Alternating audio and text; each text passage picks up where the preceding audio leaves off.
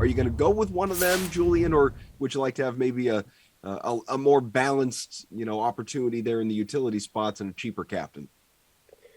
Yeah, I think as the series goes on, you see more of that star power and maybe you want to spend up a little more at captain. I'm not sure exactly what we're going to see off the bat here, so I think it's tough to justify paying up quite as much. But if we want to go mid-range, like I know if you watch the betting segment with Matt and I earlier, we talked a lot about Al Horford because Rob Williams is either going to not play, which I kind of lean towards, or play and be limited because he just wasn't the same guy that we saw earlier. So it's a good matchup for Horford from a size perspective, in terms of scoring in the paint, getting more rebounds if with a limited Williams, and stepping out and shooting the three. I just see a balanced game there from Horford, and that's kind of a balanced captain's pick.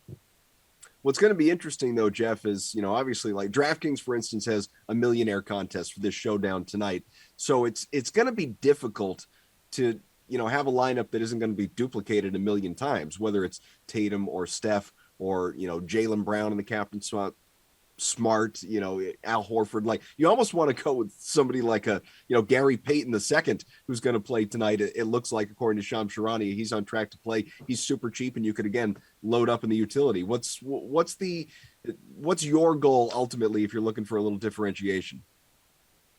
Yeah, I'm not sure if you're going to find that much differentiation here. And what I'm looking for personally, to touch on Gary Payton quickly, it sounds like he'll be back. I know that Anthony Slater said that it's not positive if he's going to jump right back into the rotation. So I'd be wary of role players like him, especially a guy who's been out for so long. But yeah, Julian, I'm right with you. I think Al Horford is a really good option here at 11.4K. I said it yesterday when I was on, but there are so many different lineups that these teams can run. So I'm wary of picking a role player at captain until we see a game and get a feel of how these guys are going to be used. I know that Al Horford is going to play 30 plus minutes tonight, regardless of if the Warriors go big with Kevon Looney or small with Jordan Poole.